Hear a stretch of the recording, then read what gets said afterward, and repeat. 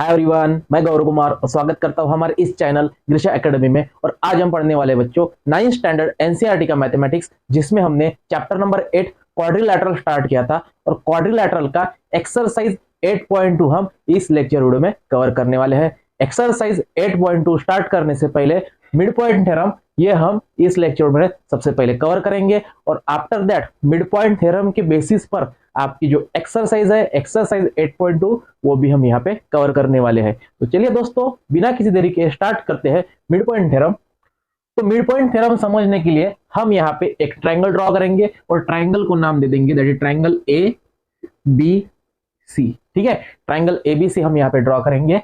और triangle ABC draw करने के बाद यहाँ पे लिखेंगे E is the midpoint of AB and F is the midpoint of AC and join EF। EF को हम ज्वाइन करेंगे और EF ज्वाइन करने से EF पैरेलल रहेंगी BC को।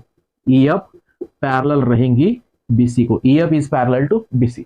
तो इन ट्रायंगल ABC मैं यहाँ पे लिखता हूं in triangle ABC E is the midpoint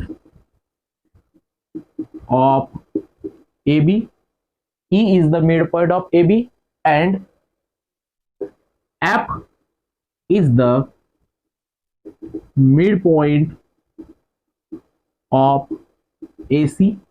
F is the midpoint of AC and join EF such that EF parallel BC।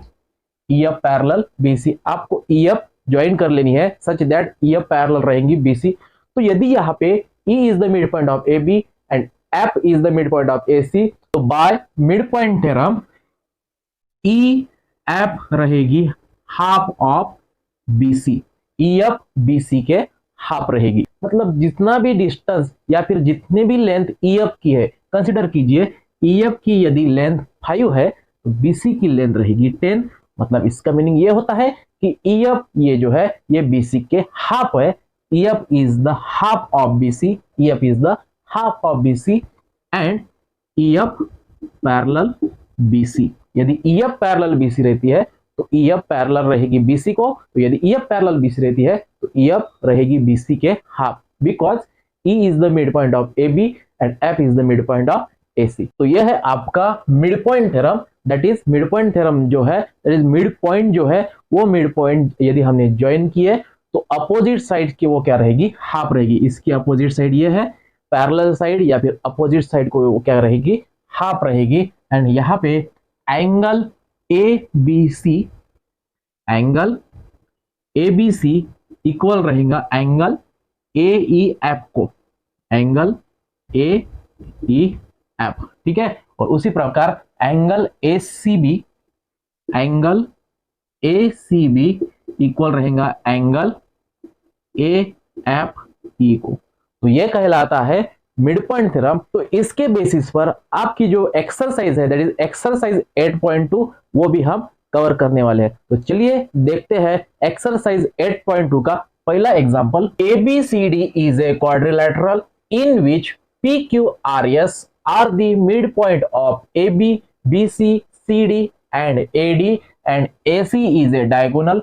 Show that number first SR parallel AC and SR is equal to half of AC. Number second PQ is equal to SR and number third PQRS is a parallelogram। आपको यहाँ पे तीन prove करने हैं, 3 point यहाँ पे prove करने हैं। नंबर फर्स्ट पॉइंट है कि SR इज इक्वल टू आपको दिखाना है SR AC को पैरेलल दिखाना है। Here AC is a diagonal, आपको यहाँ पे गिवन है कि AC यहाँ पे डायगोनल है, तो उस डायगोनल AC को SR पैरेलल दिखानी है। सेकंड में आपको PQ is equal to SR, मतलब PQ एंड SR इक्वल दिखाना है। एंड नंबर थर्ड में ये जो PQRS है, क्वाड्रिलैटरल PQRS, ये आपको पैरेललोग्राम शो करना है। ठीक है, तो सबसे पहले हम यहाँ पे लिखेंगे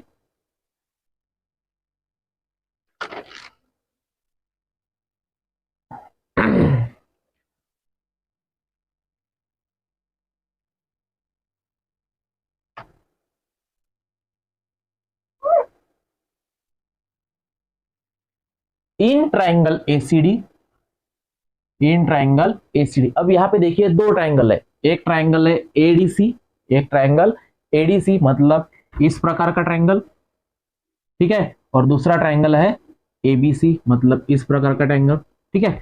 दो ट्राइंगल है तो दो ट्राइंगल कंसीडर करेंगे। तो सबसे पहले हम फर्स्ट ट्राइंगल कंसीडर करेंगे, ट्राइंगल दैट इज एडीसी, ठीक है। ट्राइंगल एडीसी में या फिर in triangle ACD, in triangle ACD S is the mid point of AD, S is the mid point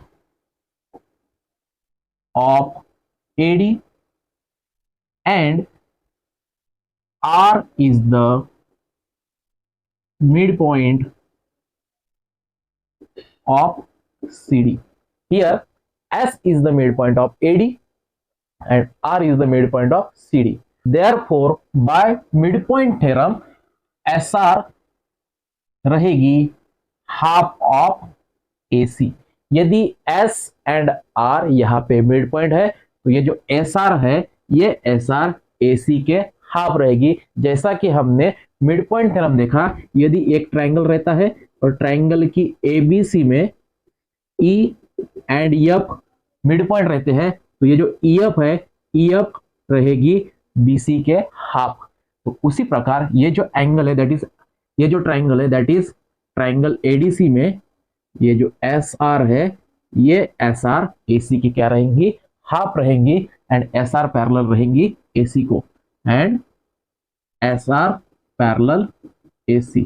equation number 1 by mid point theorem, by mid point theorem. तो यदि यहाँ पे SR रहता है AC के half, SR is equal to half AC रहता है, तो अपना जो फर्स्ट पार्ट है दैट इज आपको SR is equal to half of AC prove करना था।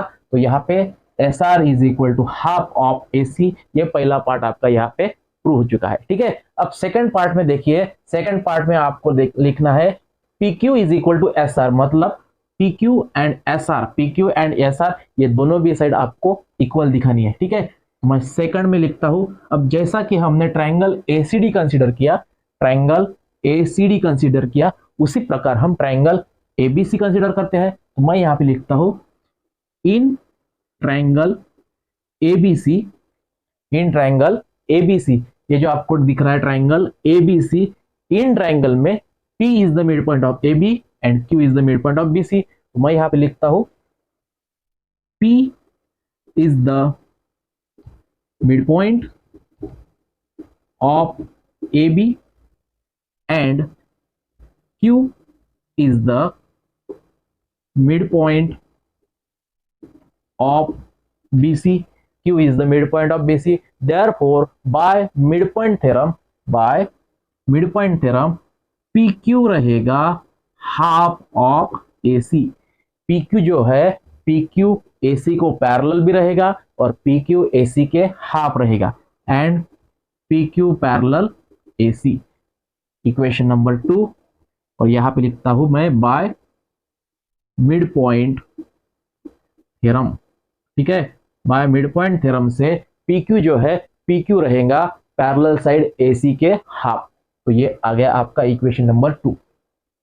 अब फ्रॉम इक्वेशन 1 एंड 2 हम लिखेंगे, फ्रॉम इक्वेशन 1 एंड 2 पे आपको लिखना होगा। यहां पे देखिए इक्वेशन 1 एंड इक्वेशन 2 की राइट हैंड साइड सेम है, राइट हैंड साइड सेम है, और यदि राइट हैंड साइड सेम रहती है तो लेफ्ट हैंड साइड भी सेम हो जाएगी। तो from equation 1 and 2 SR is equal to PQ, SR is equal to PQ and SR is equal to PQ रहता है तो SR पैरेलल रहेगा PQ को, SR पैरेलल रहेगा PQ। यहाँ पे देखिए SR पैरेलल AC है एंड AC पैरेलल PQ है, मतलब SR पैरेलल रहेगी PQ को, ठीक है। SR is equal to PQ and SR parallel PQ। तो यहाँ पे ये जो आपका सेकंड पार्ट है that is SR is equal to PQ, ये आपको प्रूव करना था, यहाँ पे ये प्रूव हो चुका है। और थर्ड में आपको लिखना है quadrilateral PQRS is a parallelogram. तो यहाँ पे देखिए in quadrilateral PQRS, in quadrilateral PQRS SR is equal to PQ and S R parallel P Q, S R parallel P Q, मतलब यहाँ पे opposite sides are parallel and equal. Opposite side जो है P Q and S R यहाँ पे parallel भी है and equal भी है। तो यदि पैरेलल भी रहती है, क्वाड्रिलैटरल की अपोजिट साइड पैरेलल भी रहती है और इक्वल भी रहती है, तो वो प्रॉपर्टी बन जाती है पैरेललोग्राम की। तो मैं यहाँ पे डायरेक्टली लिखता हूँ therefore quadrilateral P Q R S is a parallelogram. Quadrilateral PQRS ये क्या है, पैरेललोग्राम है, because opposite sides are parallel and equal, therefore quadrilateral PQRS is a parallelogram. तो यहाँ पे ये जो आपका क्वेश्चन नंबर 1 है, दैट इज क्वेश्चन नंबर 1 आपको 3 पार्ट में प्रूव करना था। यहाँ पे हमने तीनों भी पार्ट प्रूव किए हैं। चलिए देखते हैं सेकंड क्वेश्चन जो है ABCD is a rhombus in which PQRS are the midpoint of AB, BC, CD and AD. We have to prove that quadrilateral PQRS is a rectangle। यहाँ पे आपको 4 मिड पॉइंट दे है, 4 मिड पॉइंट दे रखे हैं, 4 mid point, that is PQRS। P is the midpoint of AB, Q is the midpoint of BC, R is the midpoint of CD and S is the midpoint of AD। तो ये ABCD के mid point जो है इसे join करके quadrilateral तैयार हुआ है, दैट इज क्वाड्रिलैटरल PQRS। वो PQRS आपको रेक्टेंगल शो करना है, ठीक है। तो सबसे पहले हम यहाँ पे ये जो क्वाड्रिलैटरल रोम्बस ड्रॉ करते हैं, दैट इज ABCD, और ABCD के जो मिड पॉइंट है PQRS उसे ज्वाइन करते हैं, और यहाँ पे 2 पॉइंट और लेते हैं, that is E and F and diagonal AC को ज्वाइन कर लेते हैं, ठीक है। आफ्टर दैट मैं यहाँ पे लिखता हूं, अब यहाँ पे देखिए PQRS आपको रेक्टेंगल शो करना है। तो रेक्टेंगल शो करने के लिए आपको 2 कंडीशन लिखनी होगी। रेक्टेंगल की कंडीशन क्या रहती है, मान लीजिए ये रेक्टेंगल है, फॉर एग्जांपल PQRS।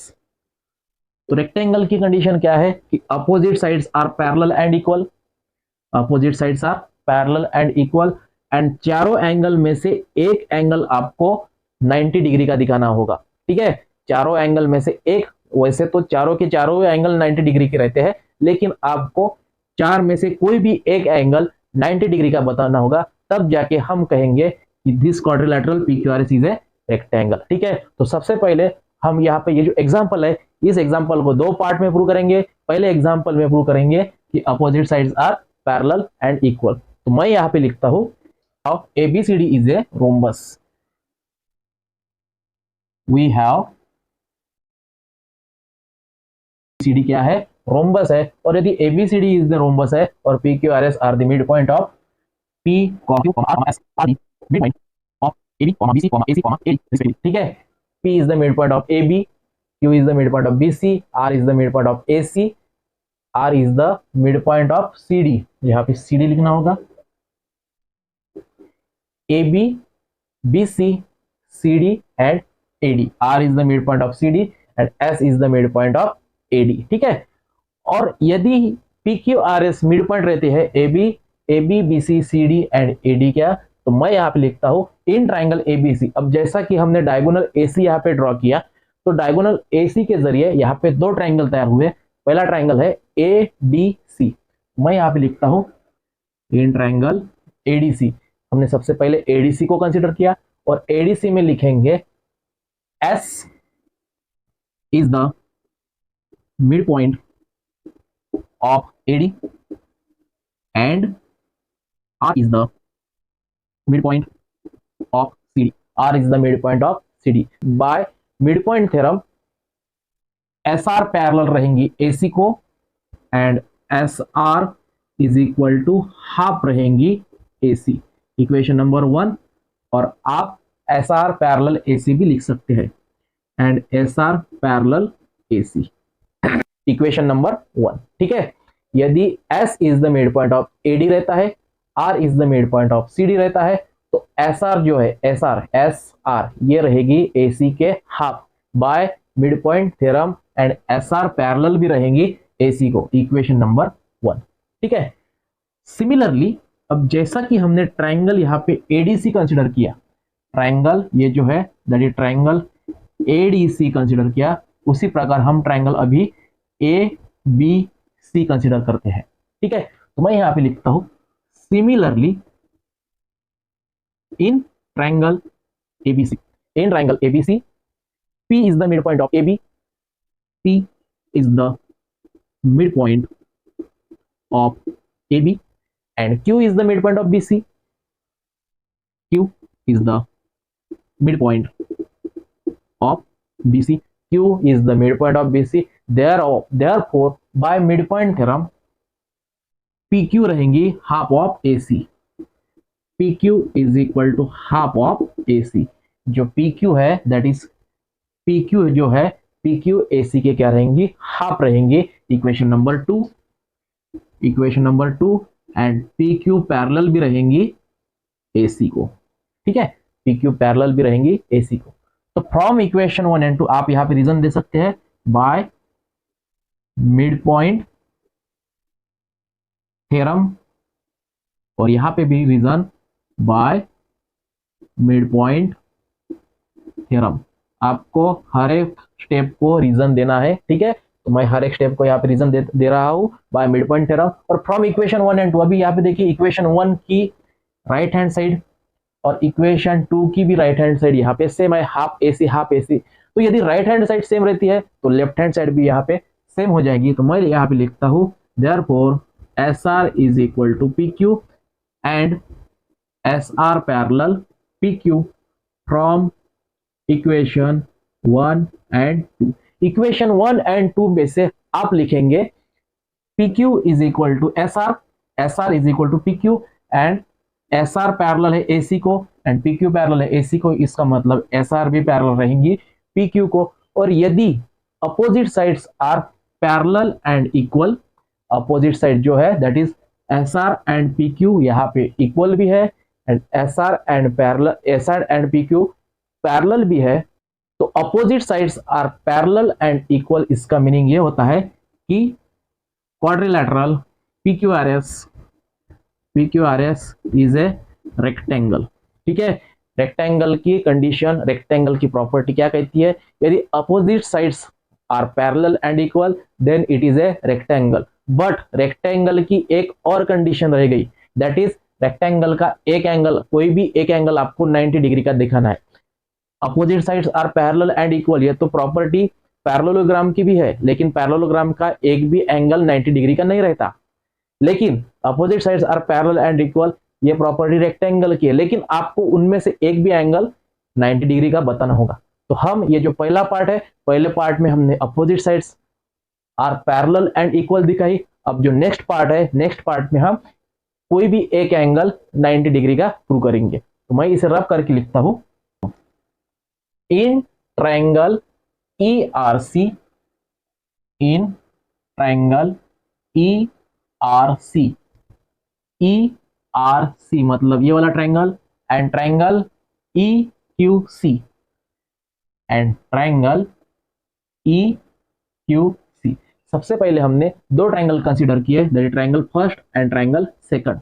अब ये जो दो ट्रायंगल है, ये दो ट्रायंगल आपको कॉन्ग्रुएंट दिखाने हैं. तो कॉन्ग्रुएंट दिखाने के लिए मैं यहां पे लिखता हूं angle RCE, angle RCE, angle RCE equal रहेगा, RCE इक्वल रहेगा QCE को, एंगल QCE. बिकॉज रीजन आपको देना है कि diagonal of a rhombus bisect opposite angle, diagonal of rhombus bisect opposite angle. ठीक है, ये जो ABCD है, ये ABCD रोम्बस है और AC is the diagonal of this rhombus ABCD. तो इस डायगोनल AC ने ये जो एंगल है, इन दो एंगल को, मतलब ये एंगल और ये एंगल को क्या किया, बाइसेक्ट किया. तो बाइसेक्ट करने के कारण ये जो एंगल है that is angle RCE, RCE मतलब ये एंगल एंड QCE मतलब ये एंगल को क्या रहेगा, इक्वल रहेगा. After that CR is equal to CQ, CR is equal to CQ. मैं यहां पे लिखता हूं CR is equal to CQ because यहां पे देखिए CR जो है CD के क्या है, हाफ है. CR इज इक्वल टू, अब यहां पे देखिए ABCD इज ए रोम्बस, तो CD is equal to C B रहेगा, C D and C B equal रहेगा because A B C D is rhombus, and यदि A B C D rhombus रहता है तो all sides are equal of a rhombus, तो C D and C B equal रहेंगी। Dividing by two on both side, C D is equal to C B, C D is equal to C B, तो C D is equal to C B means अब R is the mid point of C D, मतलब जितना distance C R का है उतना ही distance D R का है, तो मैं यहाँ पे सी डी हाफ, मतलब सी डी के हाफ है सी आर, सी डी के हाफ है C R and C B के हाफ है सी क्यू, तो C R and C Q क्या रहेगा, इक्वल रहेगा। तो मैं यहाँ पे रीजन लिखता हूँ C D upon two is equal to C B by, ठीक है, ये आपको यहाँ पे रीजन देना होगा because R is the mid point of C D, तो सी डी के हाफ रहेगा, यदि मैं यहाँ पे लिखूं C R is equal to half of C D, half of C D, 1 into C D that is C D upon two is equal to C R, तो C D upon two is equal to C R and C B upon two is equal to C Q, ठीक है। And after that C E is equal to C E, C E is equal to C E because दोनों भी triangle में CE क्या है, common है, तो C E is equal to C E. अब यहाँ पे एक एंगल एंड दो साइड इक्वल है, एक एंगल की पेयर एंड दो साइड की पेयर यहाँ पे इक्वल है, तो मैं यहाँ पे लिखता हूं triangle E R C, therefore triangle E R C congruent triangle E Q C by side angle side congruency, side angle side congruency से ये जो दो ट्रायंगल है ये क्या रहेंगे, कॉन्ग्रुएंट रहेंगे। और यदि ये दो ट्रायंगल कॉन्ग्रुएंट रहते हैं तो आप angle C E R, angle C E R मतलब ये angle C E R equal दिखाना है एंगल सी ई क्यू को, angle C E Q by corresponding parts of congruent triangle CPCT, ठीक है। सीपीसीटी से ये जो दो एंगल है that is C E R congruent C E Q, ठीक है। और इसे हम दे देंगे equation number first. After that इसे हम दे देंगे इक्वेशन नंबर फर्स्ट, बट ये जो एंगल सी ई आर है plus angle C E Q है, इनकी एडिशन आती है 180 degree because R E Q ये स्ट्रेट है, एंगल आर ई क्यू यहाँ पे स्ट्रेट है और straight is equal to 180 degree रहता है, तो इन दो एंगल की addition that is angle C E R, यहाँ पे देखिए इस तरह हमने ड्रॉ किया, यहाँ पे सी आर ई क्यू, तो यहाँ पे देखिए ये जो ई आर ई क्यू है, आर ई क्यू यहाँ पे स्ट्रेट है, लीनियर पेयर है, मैं यहाँ पे लिखता हूँ linear pair, linear pair means is equal to 180 रहता है, तो इस एंगल और ये एंगल ये दोनों की एडिशन आती है 180, तो इसीलिए हमने लिखा सी ई आर या फिर सी E R plus C E Q plus इनकी दोनों की एडिशन आती है 180, ठीक है, देना है इक्वेशन नंबर। अब यहाँ पे देखिए ये दोनों भी एंगल इक्वल है, दोनों भी एंगल यहाँ पे क्या है, इक्वल है, तो angle C E R as it is लिख के एंगल सी ई क्यू के जगह C E Q is equal to C E R है, तो इस सी ई क्यू के जगह मैं लिखता हूँ C E R is equal to 180। अब C E R plus C E R मतलब twice angle C E R is equal to 180, angle C E R is equal to 180 upon 2, angle C E R आएगा आपका 90 degree का, C E R is equal to 90 degree, angle C E R is equal to 90 degree, ठीक है। ये जो सी E R है, सी E are ये बनेगा आपका 90 डिग्री का, बट यहां पे मैं लिखता हूं but angle C E R is equal to angle Q E F because vertically opposite angle, दोनों भी एंगल क्या है, वर्टिकली है, मतलब इस एंगल को ये वाला एंगल इक्वल रहेगा, लेकिन सी ई आर तो 90 डिग्री का है, तो therefore angle Q E F भी रहेगा 90 डिग्री का। ये जो क्यू क्यू ई एफ है ये बनेगा 90 डिग्री का, ठीक है। आफ्टर दैट, अब जैसा कि Q E F angle Q E F plus angle R Q P, angle R Q P, इनकी एडिशन लिखते हैं हम 180 डिग्री, ठीक है। अब 180 डिग्री के बाद ये वाला एंगल तो 90 का है, तो मैं यहाँ पे 90 degree plus angle R Q P as it is लिख के 180 लिखता हूं। तो angle R Q P is equal to 180 degree minus 90 degree, angle R Q P is equal to 90 degree, 180 minus 90 degree, R Q P that is R Q P यहाँ पे 90 degree का आ रहा है। इसका मीनिंग ये होता है बच्चों, ये जो ट्राइंगल है that is triangle P Q R S, इस ट्राइंगल में एक एंगल यहाँ पे 90 डिग्री का है, तो ये जो है that is quadrilateral P Q R S, ये क्या है, रेक्टेंगल है। एक एंगल यहाँ पे that is R Q P, इस क्वाड्रिलेटरल में पी क्यू आर एस में ये वाला एंगल 90 डिग्री का आ रहा है, तो ये क्या है, रेक्टेंगल है। और रेक्टेंगल के दो पार्ट हमने यहाँ पे प्रूव किए, पहले पार्ट में opposite sides are parallel and equal दिखाई, एंड दूसरे पार्ट में आपका ये जो एंगल है ये एंगल हमने 90 डिग्री का दिखाया। और दोनों ही पार्ट के जरिए हम यहाँ पे कहेंगे कि therefore quadrilateral PQRS is a rectangle, मतलब यहाँ पे ये जो क्वाड्रिलेटरल है PQRS ये यहाँ पे रेक्टेंगल बनेगा। तो ये था आपका सेकंड एग्जांपल। चलिए देखते हैं third example. Third example is quadrilateral ABCD is a rectangle in which PQRS are the midpoint of AB, BC, CD and AD respectively. Prove that quadrilateral PQRS is a rhombus. आपको ये जो PQRS है, इस PQRS को आपको rhombus show करना है, ठीक है। तो सबसे पहले हम यहाँ पे एक रेक्टेंगल ड्रॉ करते हैं, रेक्टेंगल ABCD।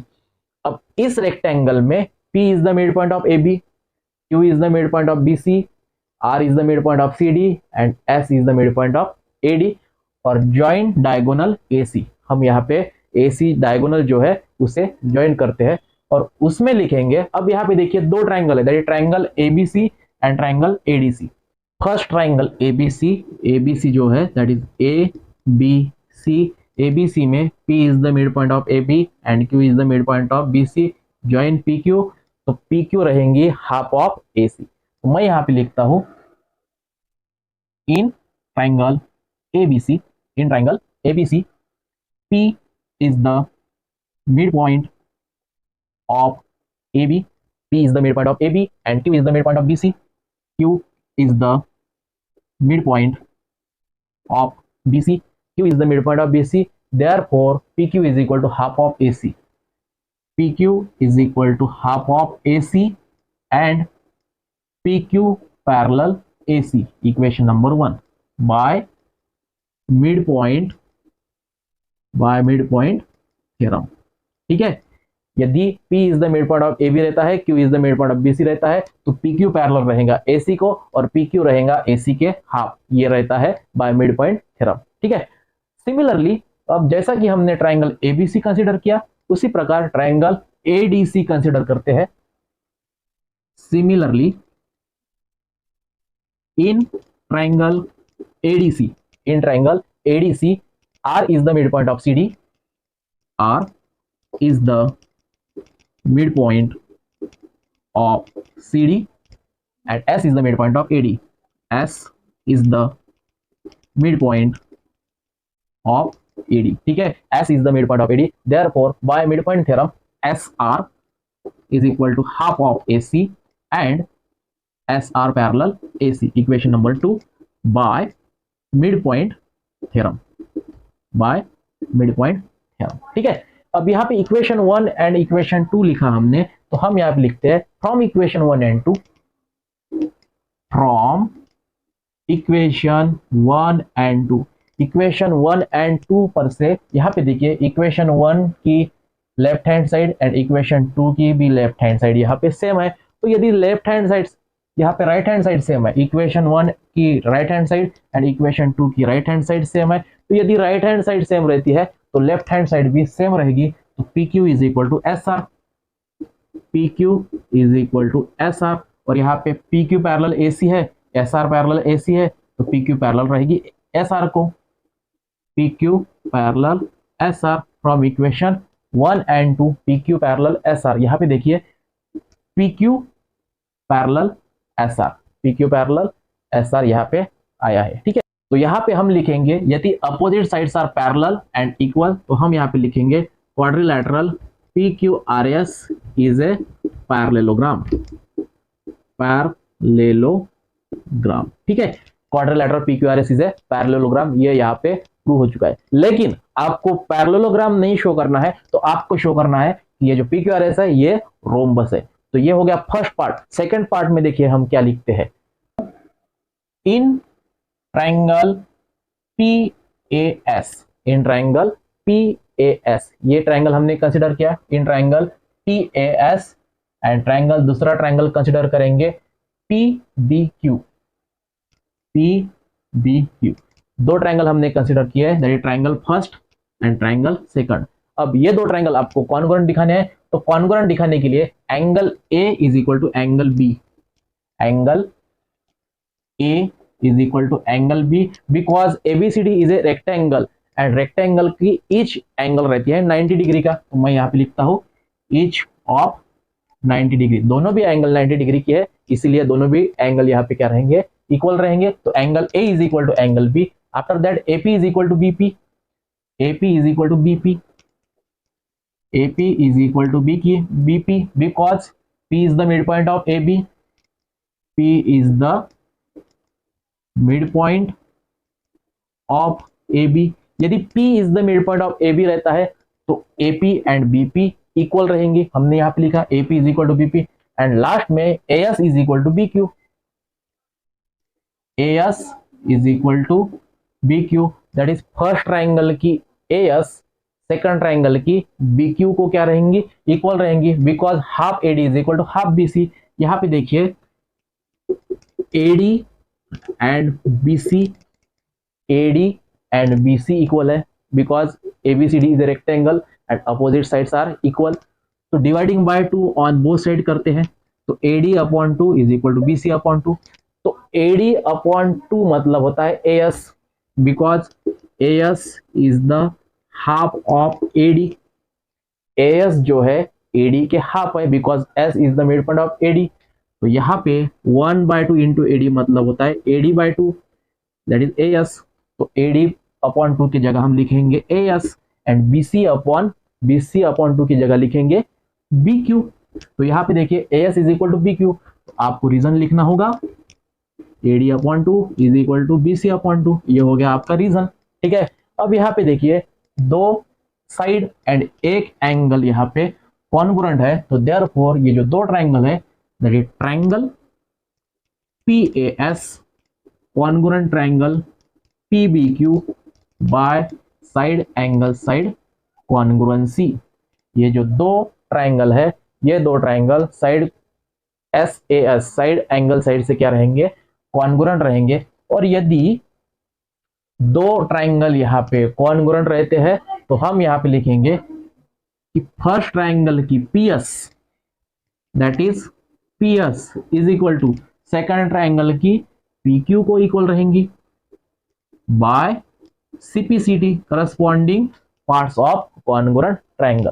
तो यहाँ पे देखिए PS is equal to PQ हमने लिखा, जैसा कि PS इक्वल है QR को एंड PS इक्वल है PQ को। इसका मतलब ये होता है कि ये साइड इस साइड को इक्वल है, ये साइड इस साइड को इक्वल है।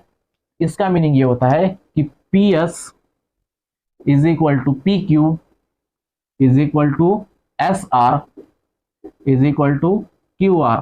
ये चारों भी साइड क्या है, इक्वल है। और यदि चारों भी साइड इक्वल रहती है, और ये ऑलरेडी सबसे पहले हमने प्रूव किया था कि quadrilateral PQRS is a parallelogram ये हमने फर्स्ट पार्ट में प्रूव किया था।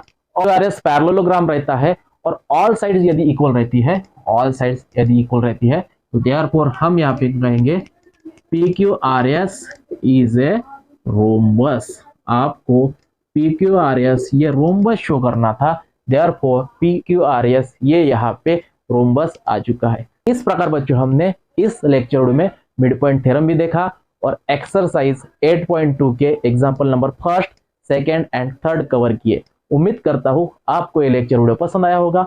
मिलते हैं नए लेक्चर वीडियो के साथ, तब तक के लिए धन्यवाद।